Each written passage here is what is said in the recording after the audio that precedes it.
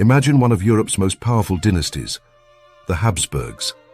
They reigning over empires for centuries, while forging alliances from Vienna to Madrid, they seemed invincible. But behind palace walls lurked secrets and unexpected horrors.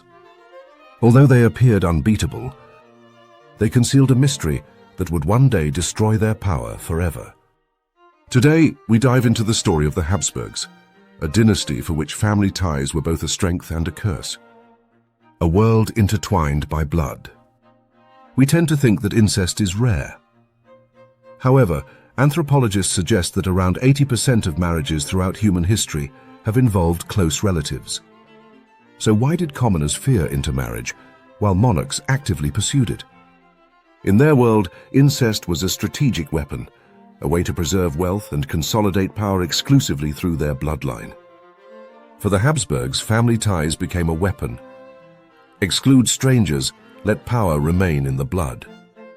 In the 14th and 15th centuries, plague epidemics, wars, and crises were devastating events. The Black Death devastated the continent, killing 1 out of every 3 to 4 people. Noble families relied more on dynastic strategy than economic stability. In this harsh reality, happiness was not the focus. The priority was the survival of the bloodline. For monarchs, offspring and marriage were more important than love or personal happiness. Who were the Habsburgs? The name originates from the German words for family from the castle. In 1273, Rudolf I became the first Habsburg to be elected King of the Romans, a title given to the King of Germany. At that moment, the dynasty began its ascent. The Latin motto, Bella gerant alii, tu felix Austria nube, translates to, let others fight battles, you, fortunate Austria, marry. This slogan encapsulated the political maneuvering of the Habsburg dynasty. They expanded their territories and power through strategic marriages, not military campaigns. For over 2 centuries, the Habsburgs controlled vast regions across Western, Southern, and Central Europe. They dominated nearly all of Catholic Europe, including Austria, Spain, the Netherlands, Germany, the Czech Republic, Italy, Hungary, Romania, and beyond. In medieval Europe, incest was considered a grave sin, and commoners were prohibited from marrying close relatives. Monarchs, however, needed the Pope's approval, known as a dispensation. For instance, when a king sought to wed his cousin, the Pope would permit it due to the dynasty's significance to the Church. In other words, exceptions to the rules were made for the elite. This created an exceptional wall of secrecy and power. We are chosen, we reign above all others. But that's where the troubles began. When external marriages are unnecessary, the genetic pool is closed. Then genetics could turn against you. In 1496, Philip the Handsome, the Duke of Burgundy and a Habsburg prince, married Joanna the Mad, the Queen of Castile and Leon. This marriage established the Spanish branch of the Habsburg dynasty. They had a son, Charles I, who later became the Holy Roman Emperor, known as Charles V. He showcased the dynasty's traits with his long face and piercing gaze. Philip II, King of Spain, married 4 times, including unions with relatives. Over 2 centuries, about 80% of marriages in the Spanish Habsburg branch involved close relatives, like cousins, uncles, and nieces. The result was an increased infant mortality rate, fewer heirs, and declining health through generations. Current research links several hereditary illnesses to the inbreeding of this dynasty.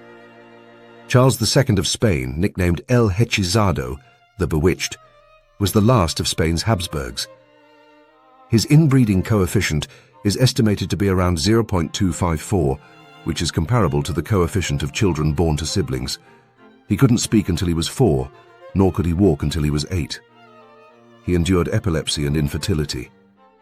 The Spanish line of the dynasty ended in 1700, when he died without an heir. Recently, geneticists and anthropologists have explored the Habsburgs as a living laboratory of inbreeding. Roman Villas, from the University of Santiago de Compostela, studied 15 representatives of the Spanish branch. He found their inbreeding coefficient at about 0.093, which exceeds the typical relatedness seen in second cousins. He also measured the Habsburg jaw in participants and found a meaningful correlation. The closer the familial ties, the more pronounced the jaw appeared. Researchers note that Habsburg jaw is more than just an aesthetic defect. Some representatives may have had problems with speech, swallowing, and other bodily functions. Furthermore, this analysis indicates a serious genetic disorder. A child's chances of surviving to age 10 were significantly reduced. Compared to other monarchies, the Habsburgs had a significantly higher inbreeding coefficient. This posed an invisible, slow-acting threat. Why did the dynasty hit a dead end? High mortality. Infants and children rarely survived. Generational health also faded. Reproductive issues. Charles II left no successor. Mental and physical illnesses. Epilepsy, developmental delays, and facial deformities. Political chaos. The absence of an heir led to a war for the throne. The War of the Spanish Succession began in 1700. It was triggered by the death of Charles II. The French Bourbons triumphed over the Spanish Habsburgs. The war resulted in the division of the empire and left hundreds of thousands of people dead. A similar fate awaited the main Austrian line of the Habsburgs. Charles VI died without an heir.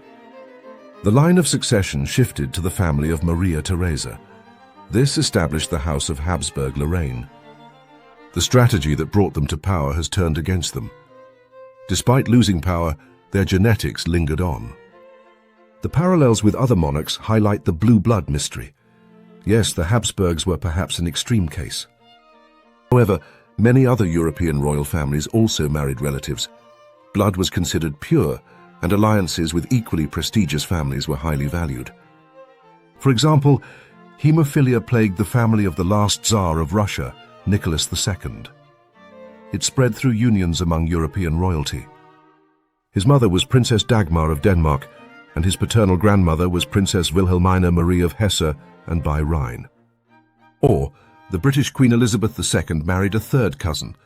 However, this pales in comparison to the standards of the Habsburgs. The Habsburgs were an extreme example of this tendency. Their genealogy is like a warning. The Habsburg Empire, which had previously dominated entire continents, ultimately collapsed from within, not in a battle against an external enemy. The greatest dynasty chose the path of prosperity through purity of lineage. Nonetheless, incest and tightly closed bloodlines acted as a slow-acting poison, eroding both health and legacy. Geneticists continue to analyze the portraits, genealogies, and inbreeding ratios of monarchs today. This narrative still holds more undiscovered secrets. Perhaps someday, we will find an unexpected answer to the fundamental question: why did those in power ultimately choose a path towards self-destruction? If you're interested in exploring the mysteries and secrets of the past and present, please share your thoughts in the comments. Together, we could uncover the fate of a forgotten dynasty or reveal fascinating facts about our world.